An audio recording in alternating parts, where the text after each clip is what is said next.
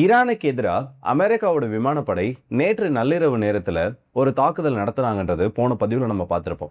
ஆனால் இதில் ஈரான் சார்பில் வைக்கப்பட்டிருக்கக்கூடிய ரொம்ப முக்கியமான ஒரு கிளைம் என்னன்னா, 2 F-35 விமானங்களை நாங்கள் டார்கெட் பண்ணிட்டோம். ஆனால் அது சம்மந்தப்பட்ட சரிவர தகவல்கள் கிடைக்கலன்றதுனால போன பதிவில் நம்ம அதை பற்றி பேசலை. ஆனால் இப்போ அது உண்மையா பொய்யான்னு சொல்லக்கூடிய அளவுக்கு பல்வேறு விதமான தகவல்கள் நிறைய ஊடகங்களில் வந்திருக்கிறது மட்டும் இல்லாமல், ஈரான் அடுத்த கட்டமாக என்ன பண்ணிட்டு இருக்காங்க, அமெரிக்கா எதிர்பார்க்காத பல விஷயங்களை இப்போ ஈரானுக்குள்ள நடத்திட்டு இருக்காங்கன்னு நிறைய செய்திகளானது வெளியில வந்துருக்கு.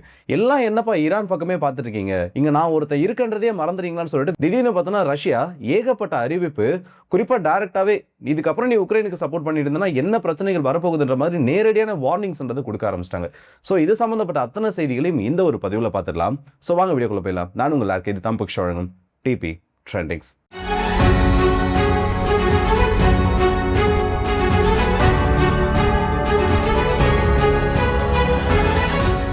ஈரானோட சம்பந்தப்பட்ட செய்தியிலிருந்து இந்த பதிவு தொடங்குறது கரெக்டாக இருக்கும்னு நினைக்கிறேன். ஏன்னா அதுக்கு அப்புறமா ரஷ்யாவில் நடந்திருக்கக்கூடிய அந்த தகவல்களை பற்றி பார்ப்போம்.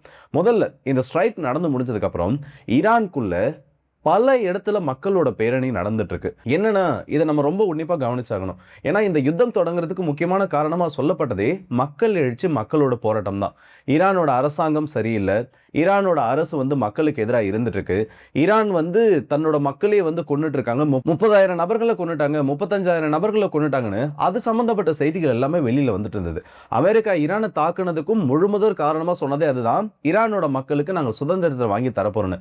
ஆனா நேத்து வந்திருக்கக்கூடிய விஷுவல்ஸை பார்க்கிறப்போ, அதுவும் அமெரிக்கா தாக்குதல் நடத்தினதுக்கு அப்புறமா வந்திருக்கக்கூடிய அந்த விஷுவல்ஸை பார்க்கிறப்போ ஆயிரக்கணக்கான நபர்கள் கிடையாது, லட்சக்கணக்கான நபர்கள் ஈரானோட பல பகுதிகளில், குறிப்பா தலைநகரமா இருக்கக்கூடிய தெஹ்ரானோட பல பகுதிகளில் பேரணியா செல்றது, ஈரானோட அரசுக்கு ஆதரவாக செயல்பட்டது, ஐஆர்ஜிசிக்கு ஆதரவான முழக்கங்களை ஏற்படுத்துறது சொல்லிட்டு அப்படியே அந்த இடத்துல சீன்ஸ் மாறுறதை பார்க்க முடியுது. சோ வெறும் தாக்குதல் மட்டுமே நடத்தி, ஏவுகணைகளை மட்டுமே பயன்படுத்தி ஒரு அரசாங்கத்தையே மாத்திர முடியும்னு சொல்லக்கூடிய அந்த ஒரு நரேட்டிவ் இப்ப ஈரானுக்குள்ள உடைஞ்சிருக்கு.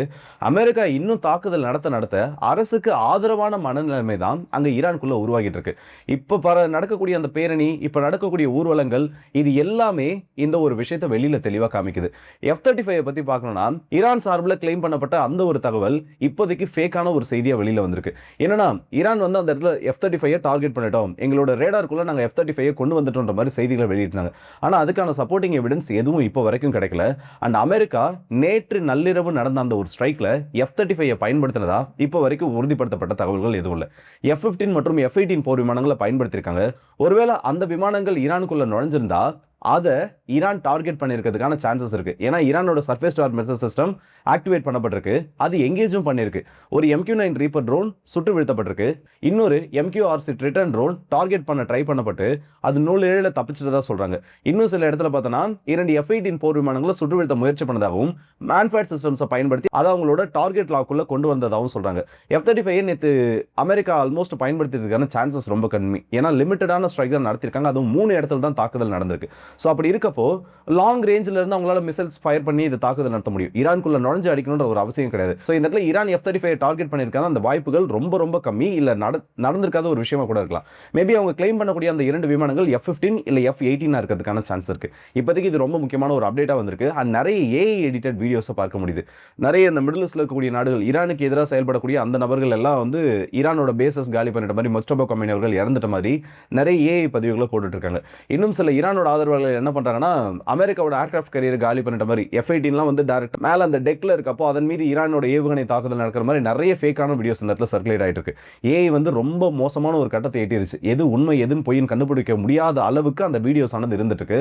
ஸோ வெரிஃபைட் இன்ஃபர்மேஷன் வரைக்கும் இன்னைக்கு இருக்கக்கூடிய நிலைமையில எதையுமே நம்மளால நம்ப முடியாது. இப்போதைக்கு பார்த்தோன்னா F-35 டார்கெட் பண்ணல, F-15 இல்லை F-18 டார்கெட் பண்ணப்பட்டிருக்கிறதுக்கான சான்சஸ் இருக்கு. அடுத்த கட்டமா இஸ்ரேல் லெபனானுக்குள்ள தன்னோட அடுத்த கட்டத்தை அனௌன்ஸ் பண்ணிருக்காங்க. அதாவது ஹமாஸ் பேச்சுவார்த்தைகள் வரப்போறது இல்ல, சீஸ் ஃபயருக்குள்ள தங்களை இன்க்ளூட் பண்ண போறது இல்லைன்னு சொன்னதுக்கு அப்புறமா லெபனான் பக்கம் இஸ்ரேலோட ஃபோக்கஸ் ரொம்பவே திரும்பி இருக்கு.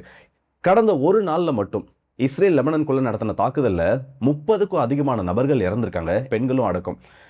மார்ச் மாசத்துல இருந்து இப்போ வரைக்கும் லெபனான்ல இஸ்ரேலோட ஸ்ட்ரைக்ஸ்னால இறந்த அந்த நபர்களோட எண்ணிக்கை மட்டும் 3400 தாண்டிருச்சு. இது நீங்க சராசரியா ஒரு நாளைக்கு நீங்க கனெக்ட் பண்ணி பாத்தீங்கன்னு வைங்க, அட்லீஸ்ட் ஒரு நாளைக்கு மினிமம் 50ல இருந்து 100 150 சொல்லி டெய்லி டெத் டோல் அந்த இடத்துல இன்க்ரீஸ் ஆகுது உங்களால பார்க்க முடியும்.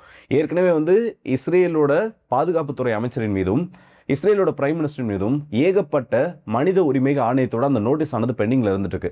காசாவில் பண்ண வார் கிரைம்ஸ், இன்னும் லெபனன்ல பண்ணிட்டு இருக்கக்கூடிய அந்த பிரச்சனைகள், இது எல்லாத்தையுமே இஸ்ரேல போட்டு நெருக்க ஆரம்பிச்சிருக்கு. இதுக்கு நடுவில் நெதன்யாஹூ அவர்களை பார்த்தோன்னா திடீர்னு ஹாஸ்பிட்டலில் அட்மிட் பண்ணியிருக்காங்க. ஒரு 4 மணி நேரத்துலேருந்து 5 மணி நேரம் வரைக்கும் அவருக்கான ட்ரீட்மெண்ட் வந்து நடந்தது. இது வந்து என்னக்கான காரணமாக சொல்லியிருக்காங்கன்னா, ஏதோ ஒரு சிவியர் டீஹைட்ரேஷனால அவர் பாதிக்கப்பட்டதா சொல்லியிருக்காங்க. இதுக்கு முன்னாடி இதே மாதிரி சில காரணங்களை சொன்னாங்க. அவருக்கு வந்து ஆர்டிஃபிஷியலா பேஸ் மேக்கர் ஏதோ டிவைஸ் செட் பண்ண போற அந்த டைம்ல வந்து டென்டல் ப்ராப்ளம்ஸ்க்காக அட்மிட் பண்ணப்பட்டிருக்காருன்ற மாதிரி செய்திகளானது வெளியில வந்துச்சு. ஸோ இஸ்ரேல்ல இருந்து வெளியில வரக்கூடிய செய்திகள் பெரும்பான்மையானது ரொம்ப ஃபில்டர் பண்ணப்பட்டு சில முக்கியமான தகவல் மட்டும் தான் வெளியில வருது. அதுலயும் நிறைய ஃபேக்கான இன்ஃபர்மேஷன்ஸ் அஃபிஷியல் ஹேண்டில்ஸ்ல இருந்து வெளியில வந்துட்டு இருக்கு. இப்போ இஸ்ரேலை பொறுத்த வரைக்கும் லெபனன்ல அவங்க நடத்தக்கூடிய தாக்குதலானது அடுத்த கட்டத்தை நோக்கி போக ஆரம்பிச்சிச்சு. ஹெஸ்புல்லா விசஸ் இஸ்ரேல்ன்றது மாதிரி லெபனன் விசஸ் இஸ்ரேல்னு சொல்லக்கூடிய அந்த ஒரு நிலைமைக்கு வந்துருச்சு. ஹெஸ்புல்லாவோட ஹைட் அவுட்ஸை டெஸ்ட்ராய் பண்றோம்னு சொல்லக்கூடிய அந்த ஒரு காரணத்தினால கம்ப்ளீட்டா அவங்களுக்கு உதவுறவங்க இல்ல அந்த கிராமத்தில் இருக்கக்கூடிய நபர்கள்னு சொல்ற யாரோட வீடும் இப்போ இஸ்ரேலோட ஸ்ட்ரைக்ஸ்ல தப்புறது கிடையாது. என்னப்பா எல்லாம் இஸ்ரேல் ஈரான் பத்தியே பேசிட்டு இருக்கீங்க, ரஷ்யா பக்கம் கொஞ்சம் திரும்பி பாருங்கன்னு சொல்லி அடுத்த ஒரு அனௌன்ஸ்மெண்ட் ரஷ்யா கிட்ட இருந்து வந்திருக்கு. சமீபத்தில் ஆர்ஷனிக் ஏவுகணையை கரெக்டா ஒரு நாளைக்கு முன்னாடி வீக்கெண்ட் டைம்ல ரஷ்யா கீவின் மீது ஃபயர் பண்ணாங்கன்னு தெரியும். ஆனா அதோட ரஷ்யா இப்ப நிறுத்தல. அடுத்த கட்டமா நேத்து ஒரு வார்னிங்ன்றதை கொடுத்தாங்க. யார் யாரெல்லாம் கீவ்ல இருக்கீங்களோ, ஃபாரினர்ஸ் வந்து யார் யாரெல்லாம் உக்ரைனோட தலைநகரத்தில் இருக்கீங்களோ உடனடியாக நீங்கள் வந்து அந்த பகுதியில் காலி பண்ணணும்னு ஒரு அனௌன்ஸ்மெண்ட் தான் கொடுத்திருந்தாங்க. இப்போ 2ஆம் கட்டமாக மீண்டும் அந்த எச்சரிக்கை கொடுக்கப்பட்டிருக்கு. இந்த முறை ஃபாரினர்ஸ்க்கு மட்டும் கிடையாது, அமெரிக்காவோட எம்பசி அதிகாரிகள், தூதரக அதிகாரிகளும் நீங்கள் கீவ்ல இருக்காதீங்க, நீங்கள் வெளியில் போங்கன்னு சொல்லி 2ஆம் கட்ட எச்சரிக்கையானது இப்போ ரஷ்யானால கொடுக்கப்பட்டிருக்கு. ஸோ ரஷ்யா அடுத்த கட்டத்தை நோக்கி நகர்றாங்க. அதுவும் குறிப்பாக சொல்லணும்னா அடுத்த கட்டமாக அவங்களோட ஒட்டுமொத்த ஸ்ட்ராட்டஜி மாற்றிருக்காங்கன்னு இதன் மூலியமா தெளிவாக தெரியுது. இதில் உக்ரைனை வந்து நம்ம சும்மா சொல்லக்கூடாது. ஒரு பக்கம் ஈரான் இஸ்ரேல் வார்ல தான் அந்த ஃபேக்கான நரேட்டிவ்ஸ்லாம் வந்து நிறைய வந்திருக்குன்னு பார்த்தோம்.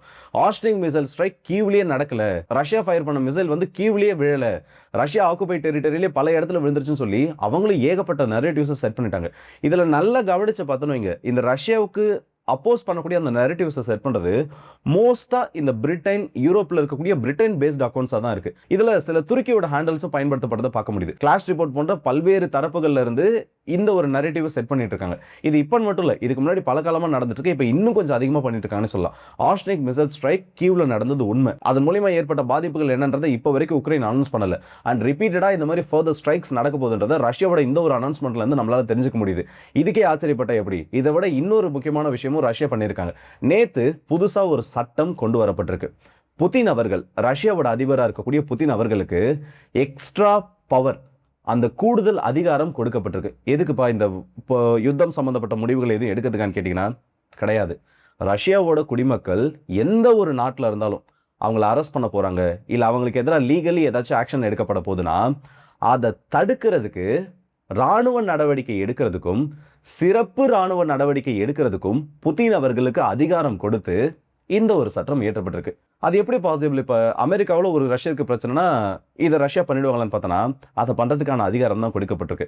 ஆனால் இது அமெரிக்காவை பேஸ் பண்ணியோ இல்லை வேற ஏதோ சீனா மாதிரி, இந்தியா மாதிரி நாடுகளை இவங்க யாரையும் பேஸ் பண்ணி கிடையாது. டீசெண்டாக என்ன சொல்கிறாங்கன்னா, அடுத்தது லாத்வியா, லித்வேனியா, இந்த பக்கம் பார்த்தோன்னா யார் எல்லாம் யூஎஸ்எஸ்ஆரோட ஸ்டேட்டாக இருந்தாங்களோ அங்கெல்லாம் ஆல்ரெடி ரஷ்யா என்ன பிரச்சனையை பண்ணமோ பண்ணி வச்சுட்டாங்க. குறிப்பிட்ட அளவு ரஷ்ய விசுவாசிகள், ரஷ்ய மொழி பேசப்படக்கூடிய மக்களை சோவியத் யூனியன் உடஞ்சப்பவே அந்த இடத்துல மீள்குடியமர்த்தல் பண்ணிட்டாங்க. இப்போ அவங்கள காரணமாக வச்சு ஒவ்வொரு நாட்டிலையும் பிரச்சனை வரும். என்ன டெம்ப்ளேட்டில் உக்ரைனுக்குள்ள ரஷ்யா இறங்கினாங்களோ அதே டெம்ப்ளேட்டில் பால்டிக் நாடுகளில் இருந்து சோவியத் யூனியனோட அந்த சேட்டலைட் ஸ்டேட்ஸாக இருந்த அத்தனை நாடுகள்லையும் இதுக்கப்புறம் ரஷ்யானால பிரச்சனை உருவாக்கப்படும். அது இன்டர்னலி கொஞ்சம் கொஞ்சமாக ஆரம்பிச்சு என் மொழி பேசக்கூடிய மக்களை, என்னோட மக்களை நான் காப்பாற்ற போறேன்னு ரஷ்யா உள்ள போய் நிற்பாங்க. அது அவங்க வாண்டடாக பண்ணணுன்ற அவசியம் இல்லை. ரஷ்யாவின் மீது இருக்கக்கூடிய பயம் இல்லை ஆன்டி ரஷ்யன் மைண்ட் செட் அந்த நாடுகளில் வளர்ந்தாலே போதும், ரஷ்யா நினைக்கக்கூடிய ஒவ்வொன்றும் தானாக நடக்கும். இது லேசில் எடுத்துக்க வேண்டிய ஒரு காரியமோ இல்லை விளையாட்டாக பேச வேண்டிய ஒரு விஷயமோ கிடையாது. நான் மேபி உங்ககிட்ட கன்வே பண்ணுறப்ப அந்த மாதிரி சொல்லியிருக்கலாம். ஆனால் இது இருக்கிறதுலே ரொம்ப சீரியஸான ஒரு விஷயம். உக்ரைன் மாதிரி இன்னும் பல நாடுகளை தன்னோட லிஸ்ட்டில் கொண்டு வரதுக்கு அதிகாரப்பூர்வமான அந்த ஒரு அதிகாரம் ரஷ்யா அதிபருக்கு கொடுக்கப்பட்டிருக்கு. ஸோ பொறுத்திருந்து பார்ப்போம் அடுத்தடுத்து என்ன நடக்குது. அண்ட் இந்த வீடியோ பற்றி உங்களோட கருத்துல மறக்காம கமெண்ட் செக்ஷன் சொல்லுங்க. 2 முக்கியமான சம்பவம். ஒன்று, F-35 டார்கெட் பண்ணிட்டோம்னு சொல்லி ஈரான் சொன்னது, ஆனால் அதுக்கான எவிடன்ஸ் இல்லை. இன்னொரு பக்கம் எந்த இடத்துல ரஷ்யர்களுக்கு பிரச்சனை வந்தாலும் இறங்கி அடிக்கலான்ற அதிகாரம் புதின் அவர்களுக்கு கொடுக்கப்பட்டிருக்கு. இதை பற்றி உங்களோட கருத்துக்கள் என்ன மறக்காம கமெண்ட்ஸ் சொல்லுங்க. அடுத்த வீடியோ சந்திப்போம். அது உங்கள் உங்கள் ஆர்கே.